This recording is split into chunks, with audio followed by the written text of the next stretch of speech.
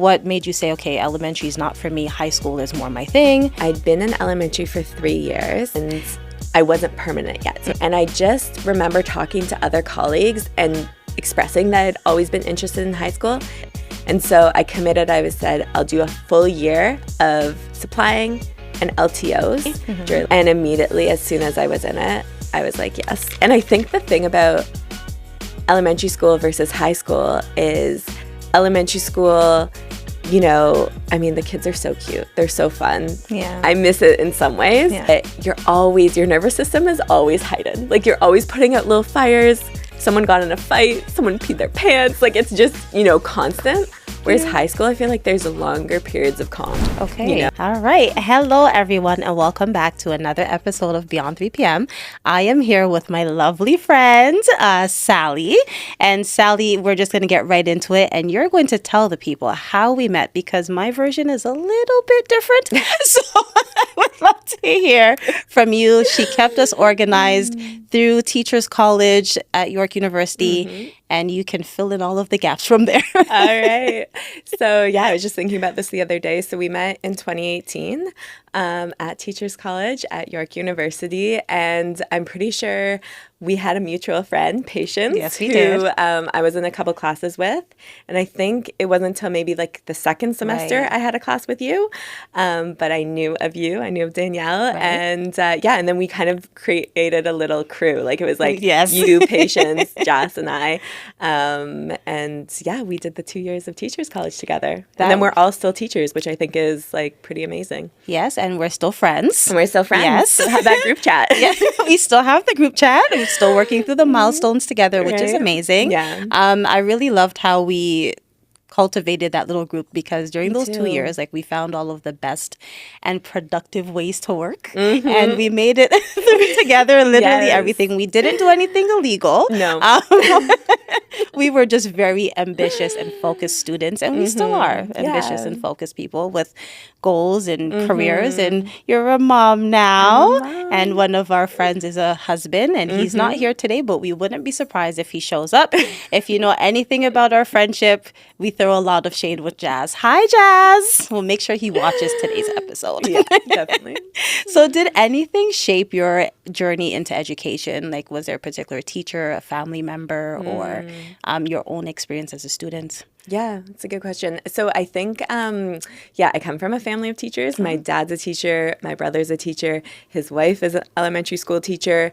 I have a handful of aunts and uncles who are teachers. So I think it was just something that I was always aware of was a possibility, but I kind of wanted to rebel from it. Oh. So I was like, I'm not going to become a teacher. I'm going to do something else. And then, in my kind of later 20s, I was working for the city of Toronto, living in the city, working as a gardener for the city of Toronto, in the garden beds, planting, doing things like that. But there was always this inkling of like, I do want to try teaching. I want to see what it's about. And I think I would enjoy it. I would enjoy getting into education. So, I went for it, applied to York and got in. And the rest is history. And I started in elementary with you all. And then just recently, the last 3 years, I switched to high school. And so that's been a big shift. But I think it's been the right move for me. This is the part where I confess, hi, my name is Daniela, and I am afraid of high schoolers.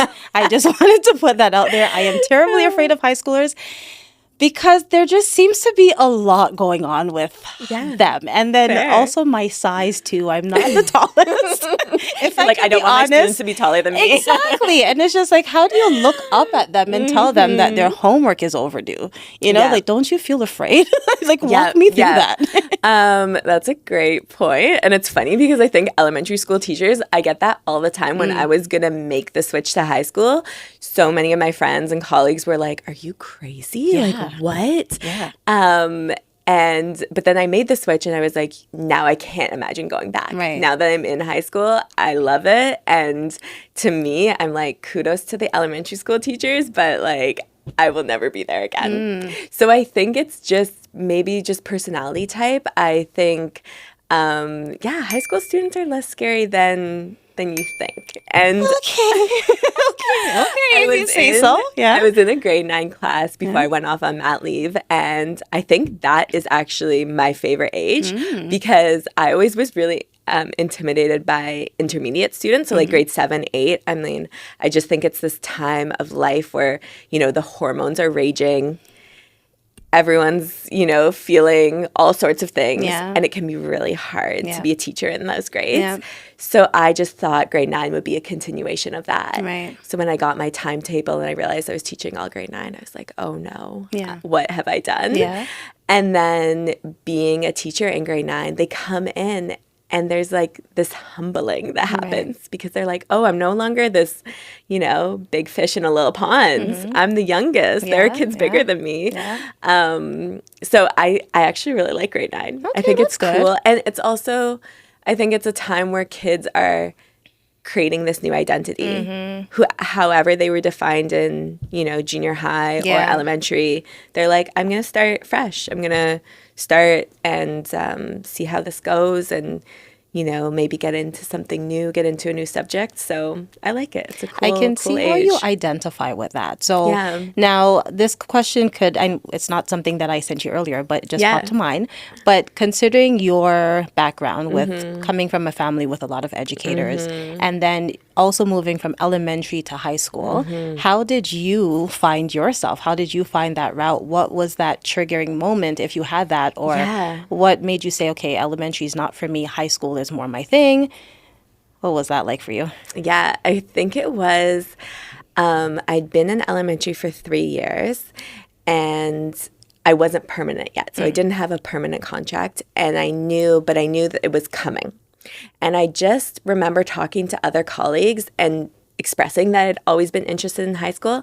And they said, before you commit to a contract, try that first. Just go for it, give it a try, see if you like it. And so I committed. I said, I'll do a full year of supplying and LTOs, which are like smaller contracts in high school, and see what I think, see if it's for me. And immediately, as soon as I was in it, I was like, yes. And I think the thing about elementary school versus high school is elementary school, I mean, the kids are so cute. They're so fun. Yeah. I miss it in some ways. Yeah.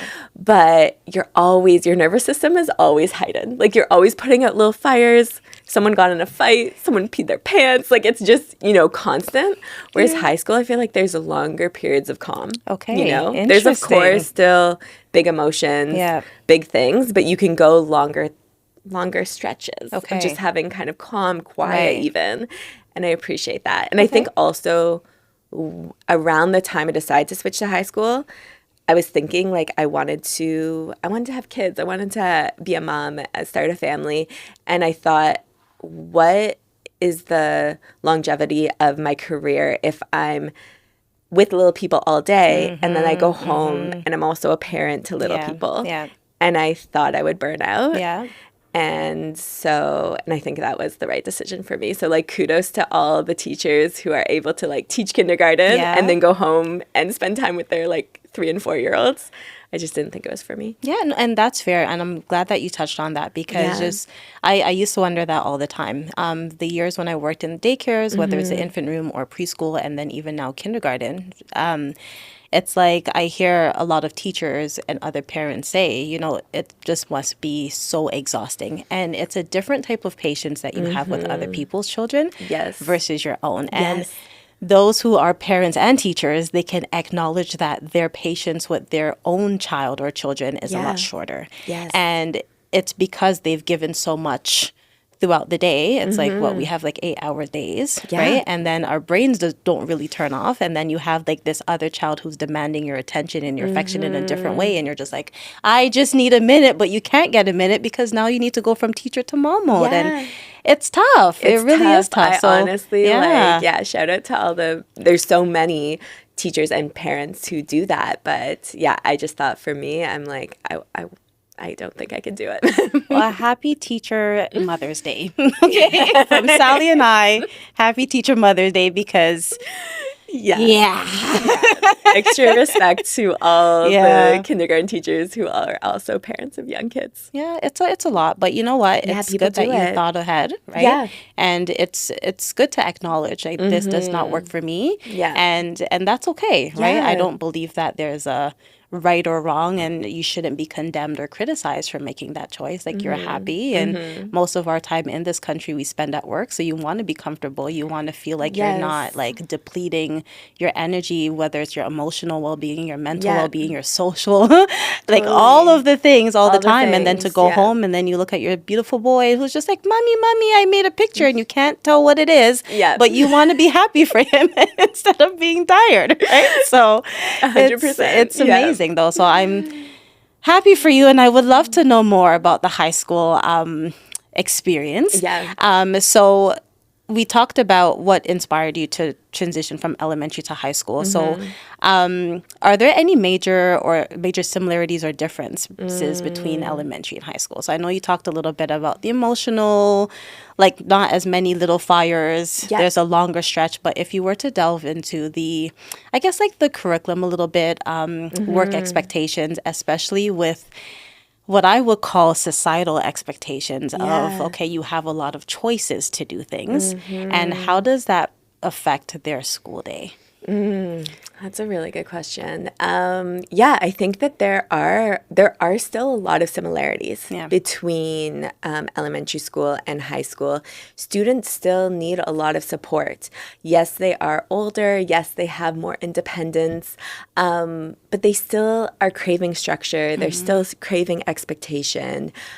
They still need to feel safe within these boundaries, right? So I think as high school teachers, it's still important that we have those for them. And yeah, I think also, and the thing I really love about high school is the delving into different subjects. So my teachables in high school are visual arts, spec ed, special education, drama, home ec, and geography. Yeah. So those are the teachables that I'm qualified to teach. I don't teach math. I don't Yeah. teach science. I don't teach English.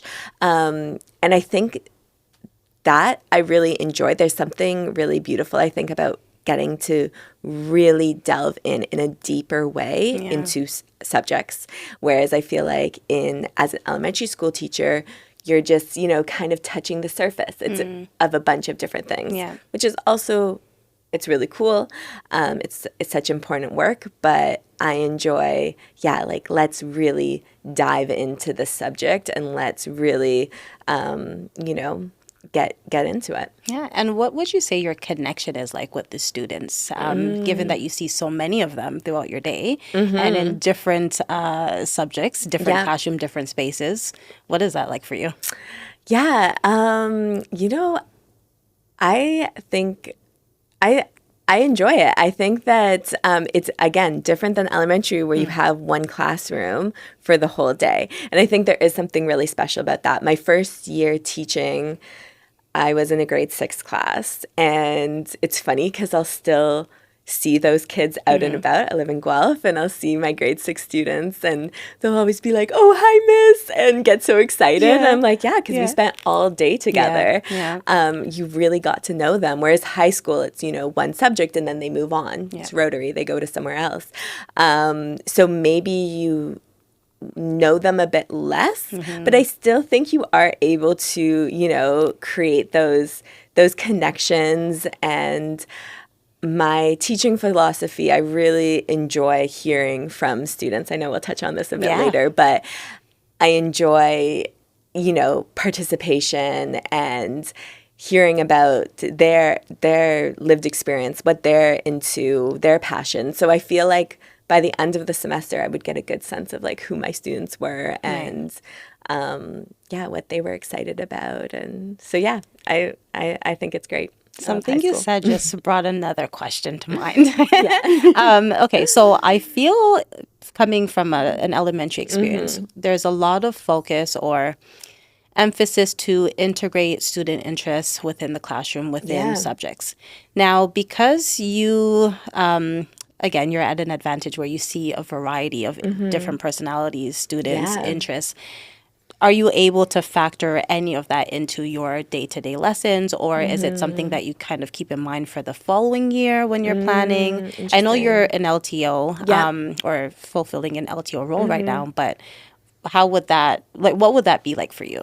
Yeah. So I think it's really important. I'm someone, and I think this was taught at York, and we talked a lot about it in class, is the importance of student feedback. And so I'm someone who, structured into my lesson planning, I will often ask the students, like, what is working for you within these lessons? What is not? And I think it's important to get that feedback and Yeah. then adjust accordingly. Yeah. And I know for my last before I went off on mat leave while I was teaching geography, and I know that my students, the feedback I got was anything experiential, anything hands-on was what they loved the most. We had a whole lesson on map making, and they made their own. It was called Skull Island. They made their own maps. And so many of them said at the end of the semester, like, that was my favorite because it was Aw, that's hands-on, it was touching. Yeah, creative. it's very touching. And so I think that that is something that, like, I always try and incorporate. I always try and incorporate student feedback, what's working, what's not. And just like getting off just looking at a screen, looking at, Google Classroom. How are we able to create lessons that get the students interacting with each other, Yeah. talking, using their hands. We did a whole grade 9 geography session on livable cities, Right. and they created their own livable city using Lego. Oh. And it was like these, 13, 14-year-olds going Yeah. back to playing with Lego, Well, yeah, but that's they loved amazing. it. Yeah, and no, then they that's were able amazing. to think about, how do we make a livable city? But I'm using my hands. I'm Right. not just like typing it out. Yeah, I really feel like that is an art that's being lost, not just in school, but just, well, the art specifically of using your hands to do something. Yeah. Actually using your brain to think about something creative, Yeah. that communication, conversations. And I want to, before I talk about the use of screens, Yes. you mentioned feedback. Now, from elementary, I can speak about myself as a student. Yes. Being or when I was an elementary student, there was always this notion that you never correct teachers. You never tell teachers what to do, or never mind just teachers, but parents. Yeah. You don't do that. That's like unheard of. But then now it's so encouraged, right?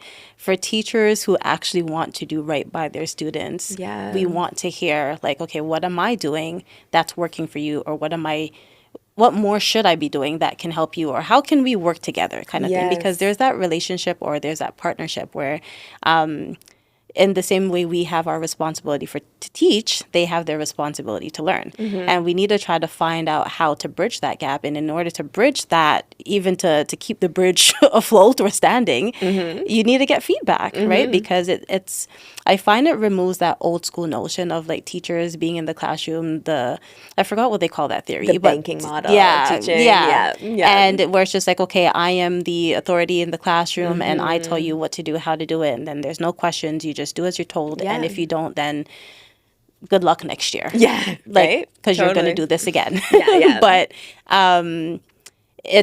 have you ever gotten any feedback where you're just like, okay, I've never considered this, or anything where you felt like you were, I guess, emotionally connected to whatever a child was saying on your behalf? Maybe it was something that you didn't do, or something that the child wanted to see more from you. Did you feel like that affected you professionally or personally? Yeah. Oh, I think that's, it's actually such a good question, because I do think that is something about teaching that's really hard. And that when you are a teacher who wants to grow, wants to develop, wants to, continue creating engaging lesson plans and making your classroom like a beautiful community, that feedback can be hard. And I remember actually last year, before I went off on mat leave, I was super pregnant, getting this feedback. And because I would do Google Forms and I would ask, like, maybe after we finished a certain unit, I would ask for feedback. And like students can be harsh and they can be real and they can say, yeah, this was boring. This lesson was boring. And I'd be like, I, spent so long trying to develop that lesson plan. Like so sad, See, right? I'm gonna cry because Yeah.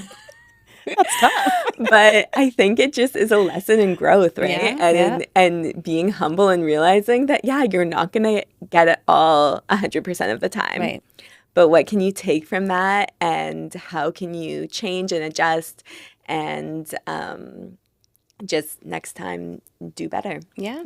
Which is key. And I like that lesson of growth. I feel like I might just title the episode that. Lesson of growth. I love it. Lesson of growth. I like that. Yeah. Okay, so now with AI, this booming, I love that you slightly rolled your eyes because I do it all the time. Yeah. And if I could roll my eyes any bigger, or I would, because I get it. AI is here. Apparently, it's here to stay. Yeah. How much of that do you try to include in your lessons, or how much of it do you see within a high school setting? Because coming from kindergarten, or even when I taught grade 7, 8, we didn't use a lot of computers. No, And I yeah. personally, I don't know if I would know how to use AI to create a lesson. I've never tried it, never Yeah. crossed my mind. I like the good old fashioned way of like using what I have and just doing something with it and just kind of going with the flow of things. And with AI, it just feels too perfect, I guess, or Yeah. just too like doesn't feel shortcut you don't organic. need. Yeah, Yeah. exactly. A shortcut you don't need. So tell me your feelings about AI. How much of it do you see, and does that influence how much of it you incorporate in your lessons or in your classrooms? Yeah, that's a great question. I think that because my teachables are not English Yeah. and science, because they're teachables that are more hands-on, I'm lucky in the sense where I don't see it as much. Right. Because with geography, with home ec and drama, you're doing more. It's more experiential, or it can be, and that's kind of how I like to model my lessons. So yeah, I haven't seen it to an extreme level, but I do know that I have created assignments that are more writing based. Yeah. And the hard thing is that a lot of students aren't as comfortable nowadays with printing. They're more comfortable with typing. So how do you have those lessons, create those lessons that are accessible to all students, because you want all students to participate and feel comfortable, but without knowing that they're just going to pop it into ChatGPT and get the answers. Right. And I know I've talked to especially English teachers about how big of a struggle that is. Yes. Yeah. Because how do you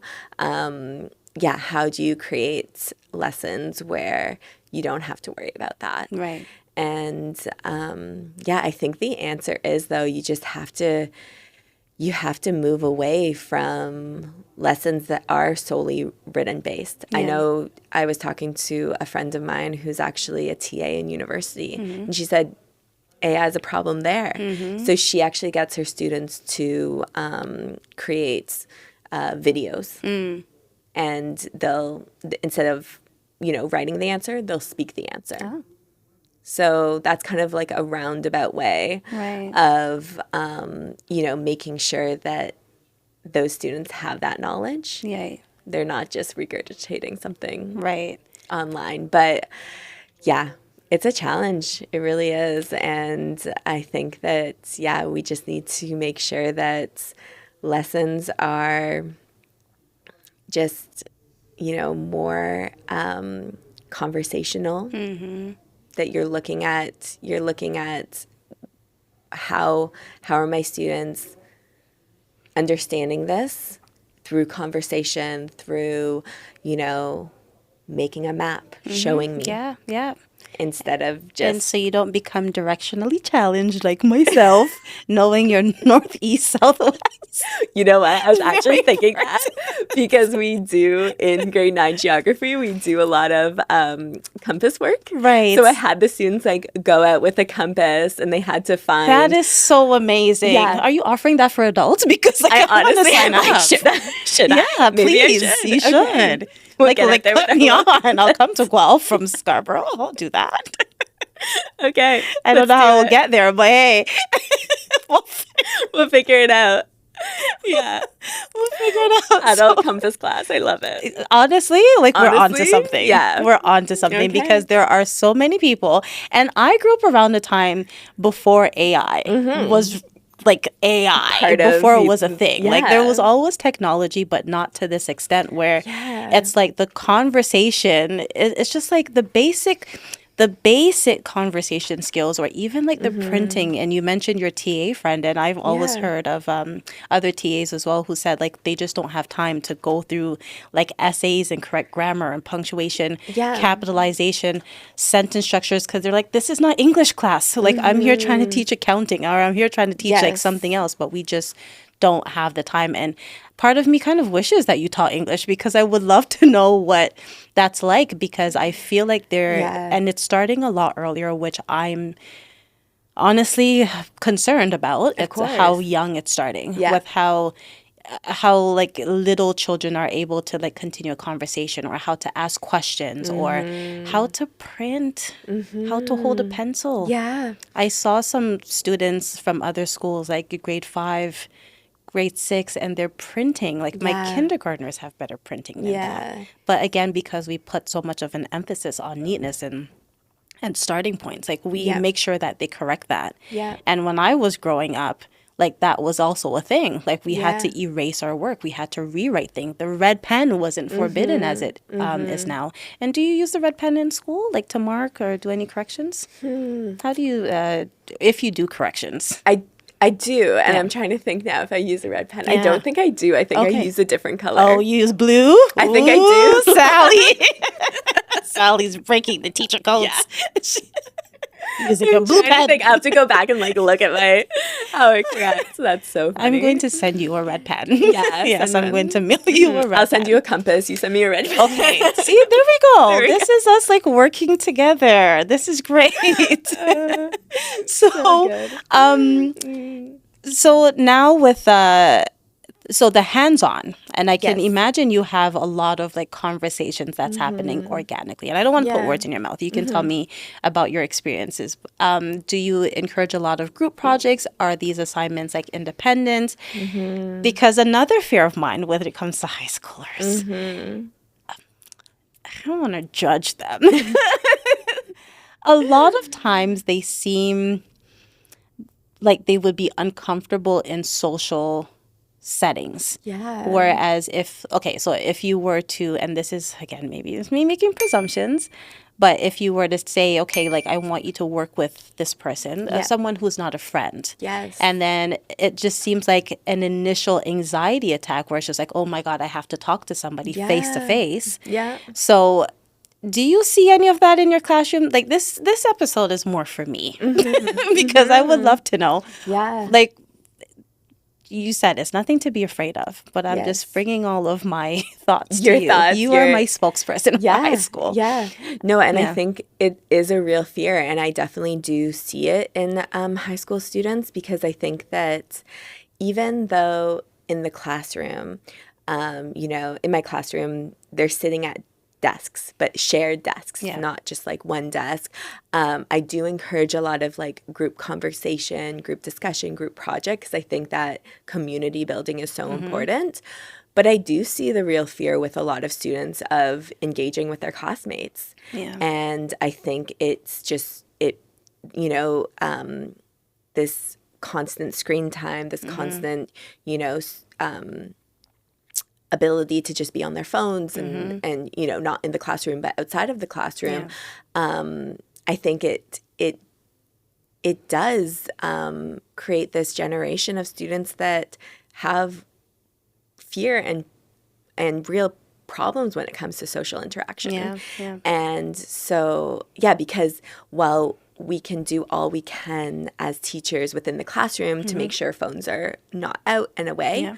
what happens during lunchtime? In the hallways, I'll often, if I'm on duty, I'll be walking around and just, making sure everyone's good in the hallways. And so often I'll just see students on their phone all lunch. Yeah. Right? And sad. Yeah. And I think I really try in my classroom to make sure that we're doing community building exercises as well. So while we are, of course, teaching the curriculum, teaching lessons, we're also taking breaks to, play little games, create, moments of connection between students, because how powerful is that when students feel like, okay, I know my classmates, I feel safe talking in class because I trust these people and I can be social with them. Right. Yeah. And that, I would say, is also a similarity to elementary school, because I always say that in order for an adult or just anybody to learn, they have to be willing to learn as a child would learn. Yeah. So to just remove age, to remove who's doing the teaching, to remove whatever the lesson is,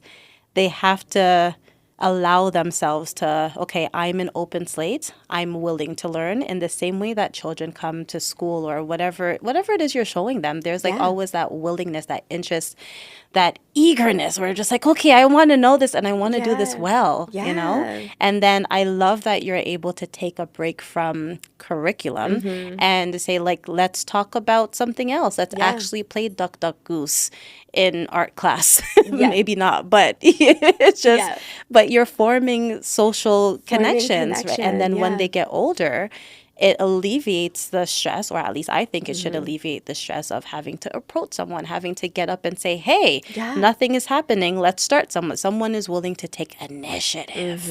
And so there's that movie coming out, Toy Story 5, which I think there's going to be a Toy Story 5. Oh my gosh. Now, the first time in a long time I went to movie theater, and that was the first trailer I saw. I was just like, Toy Story 5? But something that really caught my attention was that it's about a child, or the toys are now trying to get the child back to playing with them. So now we have a child who was so used to, playing with the toys and being imaginative and creative and all of the hurrah, changing the voices and comfortable in the childhood, but then a screen is given to her, and then that changes everything. And I find it's just so interesting, because here's a movie from our time speaking to the parents of today, where the issue is very much surrounding technology and screen time, and it's just like how quickly we can just revert to behind a screen. When I'm on my way to work, I like to make it my duty to count people who are on their phones. And it's very often no one's looking up to see who's like around them. Or you may even just miss somebody, I mean, granted, you want that time for silence, or you're checking your work emails and stuff. But I just find that we're so disengaged while we're engaged together. Or even people, and I'm even guilty of that too. It's just like when you actually listen to what people are talking about, they're talking about things that they see online. Or like, hey, did you see that TikTok video? Did you see that video on Instagram? Did you, whatever's trending? But then it's like, take all of that away. And that's why I keep saying that Roger shutdown that happened a few years ago, that was brilliant. It was brilliant. It's just like, let's have that again when everyone's in their house and everyone is safe. Let us be removed, because at that choice, at that point, you don't have a choice. You're forced to. And it's like, what do you actually know the people in your house? Right? Much less the people in your classroom. Like, hello, do you even know like their favorite color? Do you know your sibling's middle name? I asked my brother the other day, I'm like, are you still gifted? I was like, are you still smart? So now I want to test him. So if you have any resources that I can use, like, I love my brother. Hi, brother. Is he going to be watching? I hope so. He better, because there's now a tribute to my brother. I just let the world know that you were smart. I don't know if I should say were or are. Were smart? Are smart? I hope he still is, because is giftedness something you grew out of? Or no, I don't know. I would hope not. Anyways, I digress. So what is your philosophy of teaching? So you mentioned earlier, high school or even just what you're doing now Yeah. kind of works with your philosophy. What is that? Yeah, I think my philosophy is that education, teaching should be expansive. It should create a growth mindset in students.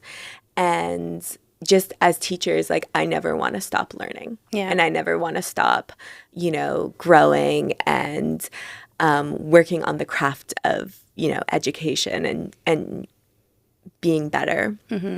And I think education at its truest form, creates that growth mindset. It creates critical thinking, which you just mentioned about, so much of what we see online. Is it true or is it fake? Right? And giving students the ability to look at something critically and think about it and think, am I just, taking this information face value, or am I thinking about it and thinking, who benefits from, this video? What is is it the truth, or is it created for what gains, right? And so I think that is the power of education. And I just want to make sure that my classroom feels like a safe space to explore and to grow and to keep expanding as people. Yeah, I like that. Yeah. Again, I'm just seeing a lot of similarities, and the more you speak is the more I can see how you fit in a high school setting. Yeah. And of course, like I'm coming in with all of my fears, like, oh my God, big people, deep so voices. tall. I don't know what to do with you. Like I don't know. But they are still people, right? And high school, I can only compare it to what happens. Like, I mean, you're almost about to have a 2-year-old. Yeah. It's crazy. And people like to talk about terrible twos. But I find that twos, 4, and like 16, 13, 12 for girls, those are like the ages and stages where you start to see so many different phases of this being. Yes. So many different developments are happening, hormonal changing, thinking. And just going back to what you said about the critical thinking when it comes to AI, but also expectations of them, right? Because at that point now they have to start thinking about universities and colleges, or if they're going to trade schools.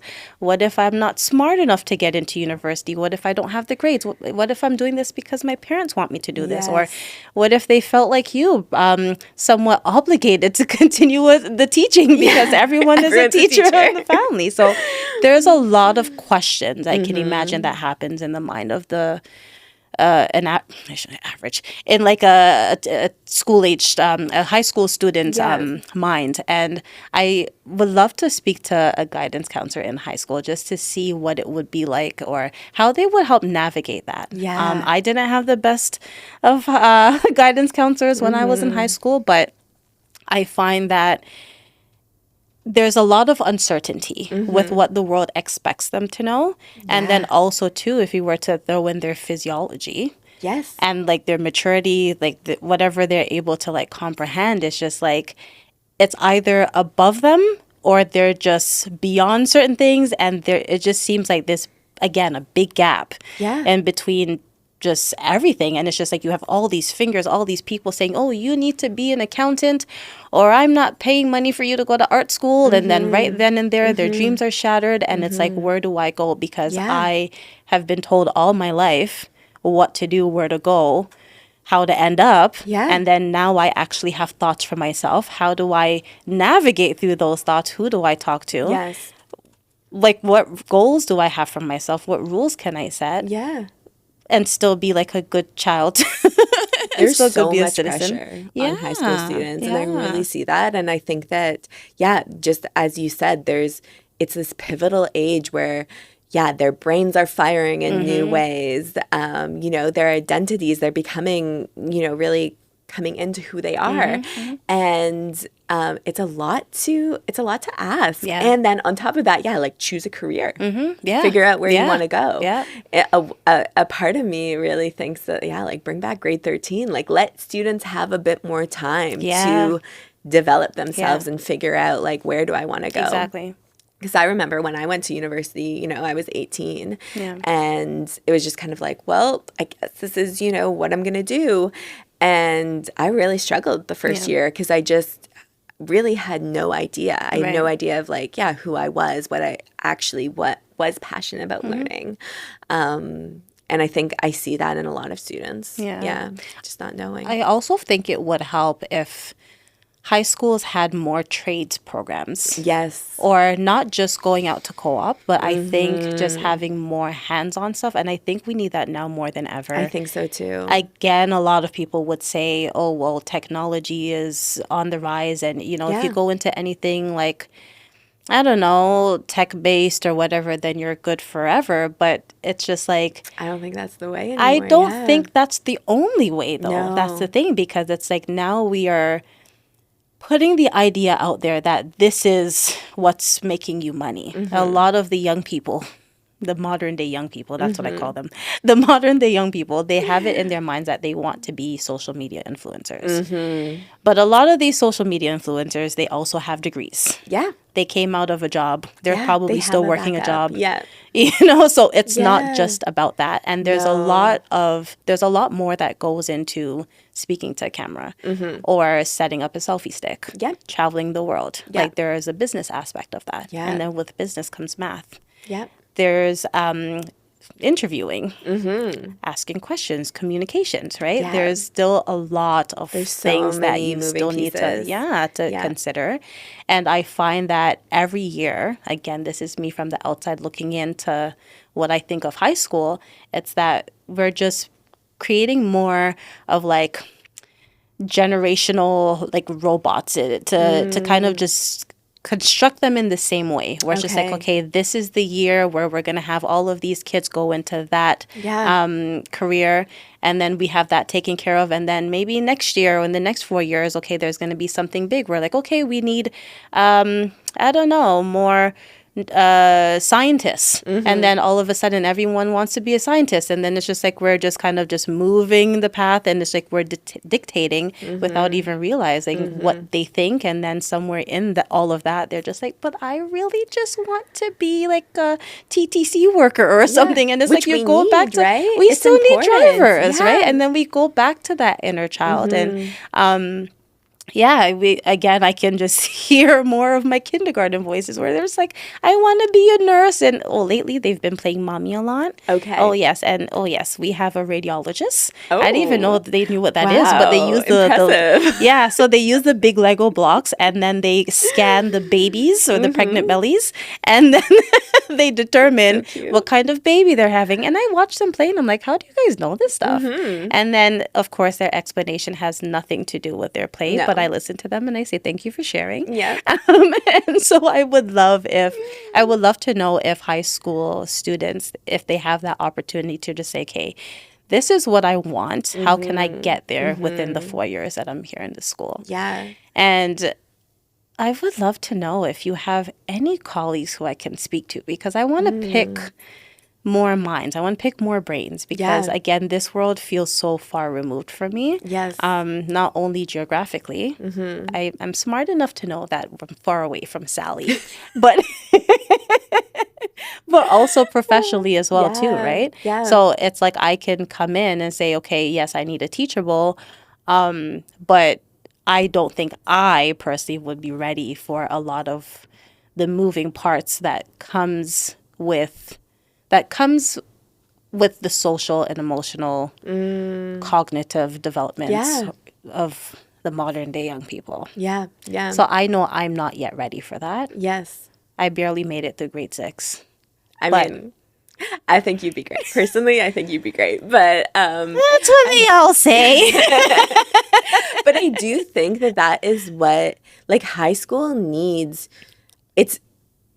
There needs to be the community support around each student. So it's not just the teacher Yeah. and student relationship, it's the teacher and parent. What's the relationship there, right? Are we communicating about what the child's needs are?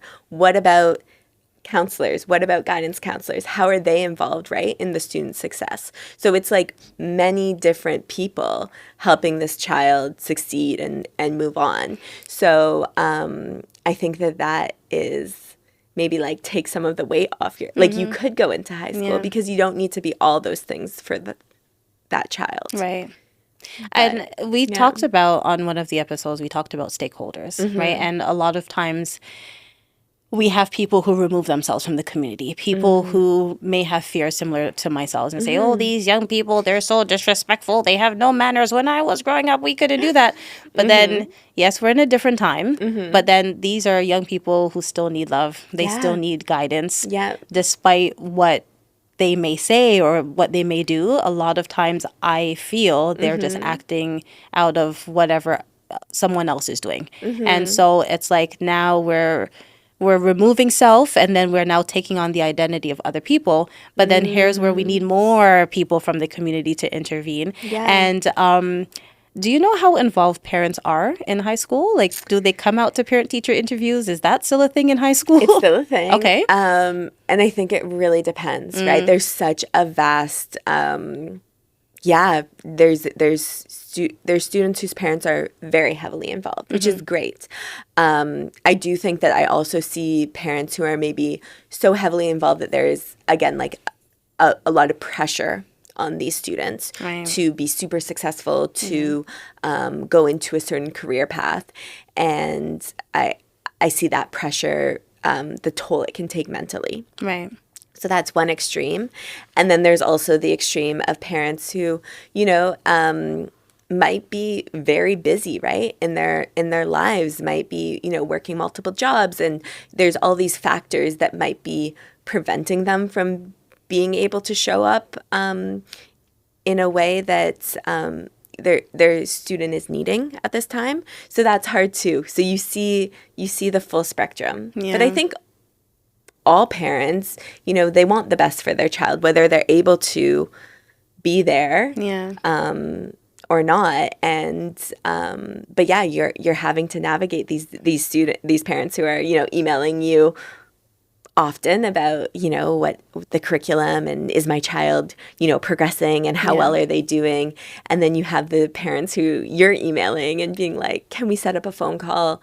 I see your child struggling and how can we support them? There's also the notion of what is it, 16 and you are an adult or like 18? What's the adult age now? Like is it still in the teens? Yeah, so I think technically 18 is my understanding, but like cognitively, our frontal lobe doesn't develop till 25. I know. Fully. So it's like, again, we're saying, oh, you are an adult, but there's still, I think, so much support and care and, just experience that we can share and give and, be there for these young people because they still need it. Yeah. And there's that part. I find that just being transparent with your experiences, it offers guidance or a form of gentle guidance that I think a lot of parents need to get back to, again, in my opinion. Yeah. Because I think there's that, it removes like, okay, you're just my mom, you don't understand, or you're just my teacher, you don't understand. But just being able to give them something that they understand, where it's like, okay, I understand this is a tricky age for you. There's a lot of friends kind of trying to influence There's so you, many or dynamics, you're not sure which direction to take, and then even just sharing your experience is just like, okay, I'm not alone in this. Yeah. Even just that, without telling them what to do, you're telling them how you got it figured out and who helped you sort it out, and then maybe that would inspire them to look to a different avenue, to look in someone else in the community, like, oh, I know somebody down at 55 on Experience Lane who can talk to me about this career path. And of course, it may be different from when they pursued theirs, but it's just, there's that hope knowing that I'm not by myself in this. Yeah. So now as a mom and a teacher who went from elementary to high school, do you find that there are any elements of your day-to-day that's shaping your parenthood right now? Anything that's affecting or influencing, rather, how you mother our beautiful baby boy? I think going back to talking about, screen time with children and seeing the effects of it as a teacher before becoming a parent. Yeah, I'm really cognizant of that, of like limiting. Ozzy is my son, and limiting his screen time, Yeah. and making sure that I'm as present as possible, because I think I see that is really what so many kids are craving. They're craving parents who are present, who are just involved and a caring, figure in their life, supportive but firm, right? Yeah, and yeah. like I do really think boundaries are so important for students and for children, and I feel like they feel safe in boundaries, Right. And so I think going forward, and as Ozzy gets older, like that is something that I want to be, a constant for him. I want to be a safe space, but I want to be, firm with my boundaries, Yeah, and that exactly. he knows that. Yeah. Yeah, no, that's really key. Yeah. That's really key because I like to ask that because I do wonder how much of parenting and teaching goes hand in hand. And I mean, I told the joke that there was that one kid who called me daddy one time. I mean, yeah. never mind the child. And it happened again this week. Really? Okay. She's like, it's because I know your first name and it starts with a D, just like daddy. you And I was go. like, thank you. But, I really hope I don't look like your dad because that would be bad. I mean, she's cute and, but That's very still. Like, cute. That's very cute. no, thank you. But, Oh my so when gosh. they make those mistakes, right? It's like I find again they see us as that second parent. Yeah, parental And figure, yeah, for sure. Yeah. we're there, and I do wonder if parents who are educators, if they have a hard time, I guess, turning off like that teacher mode, Yeah. or is it ongoing because you're a parent? Like, how does it, I guess, correlate? How is it intertwined? Yeah. Yeah, that's a really good point. And it'll be interesting because, I'm still on mat leave. So when I go back in September, it'll be my first time, being both a parent and a teacher in a classroom. And it'll be interesting to see. But I do think that for myself, like I see that they go hand in hand. I think it's important to be nurturing to your students and that, being kind of like this parental figure. And I think even that student calling you daddy, it's like a compliment, right? Thanks, Evelyn. Maybe you don't see it as such, in the moment, but I think it is just that she obviously feels safe with you, right? She feels like you are Thanks. this parental figure. And I think that's like, like pat yourself on the back, right? Thank you, Evelyn. Thank you. Shout out to Evelyn. You'll see this in 10 years, Right? 20 years. Yeah, when she's a bit older. That's so funny. Oh my gosh. Yeah. I know that's the thing I miss about elementary school. It's like the funny things kids say. Yeah. I mean, kids are so funny in high school, but it's like those It's comments. authentic. Yeah. It's so good. I remember I had a student, we were going on a class trip and I was looking for parent volunteers. I was teaching grade 2, and the class trip was like weeks away. Yeah. And I said, if anyone's parents want to volunteer, we're really looking for parent volunteers. And this little girl puts up her hand and she goes, yeah, my daddy would want to volunteer, but he has diarrhea right now. And I'm just like trying so hard not to like burst out laughing. And I'm like, I'm sure your dad loves that you're telling the entire class this. And the trip's like weeks away. Like it's not going to affect things. Yeah. But they're just like so honest. Yeah. So too open sometimes. Right? Yeah. Too open. Sometimes like, okay, I don't want to hear that. Didn't need to know that about your dad, but thank you. Yeah, but I hope he gets better soon. Tell him to eat some bread and bananas. Stay away from the fried food and the spice and the milk. Yep. Go to bed early. Drink lots of water. You'll be okay. So that's the thing about elementary I miss. There's not as many funny things in high school. Okay. Still funny things, but not like that. As funny. Okay. Yeah. I really feel like I should write a book. I You want to should. do like You the actually should. giggles of primary school. Just quotes, just like Yeah. student quotes. Like organically, just It'd okay, be the this is best. worth. Yesterday, a little one, she's 4, she read a story about like these animals who found an egg, and because the egg didn't have a mom, Yeah. a duck volunteered to sit on the egg and take care of the egg. Cute. And at the end of the story, she goes, "This is so emotional. I could cry tears of joy." And I was like, "Girl, please, like." Oh my Yeah, god. and then she's telling her reading buddy, "You should have heard this story. It was so beautiful." I'm sorry, I'm getting emotional. Yeah, Why? yeah. She's like, "It was so beautiful, and the egg found a home, and the duck took care of it." And I was like, Oh my gosh. it's really not that deep, but she made it a No. thing. Yeah. Oh, so She cute. she Right? made So it a thing. pure at that age. Like the Exactly. And feelings. exactly. And it was the hand on the Heartbreaking. heart for me. It Yeah. was just like tears. Like, how do you Yeah. know Like about this that? is Yeah. an empath. This child This, is an yes. empath. Like, I could not read the Little Red Riding Hood to you because you would cry. Of Like, you course. just, those fairy tales out the window. We will read Robert Munch, something that has a happy ending and it's Yeah. funny and you can giggle throughout, but no more ducks and lost Oh, mommies and so no cute. more of that. Oh my gosh. Do you have a student, quickly before we wrap up, do you have a student that you or a student in your start of high school career that you felt the most connected to?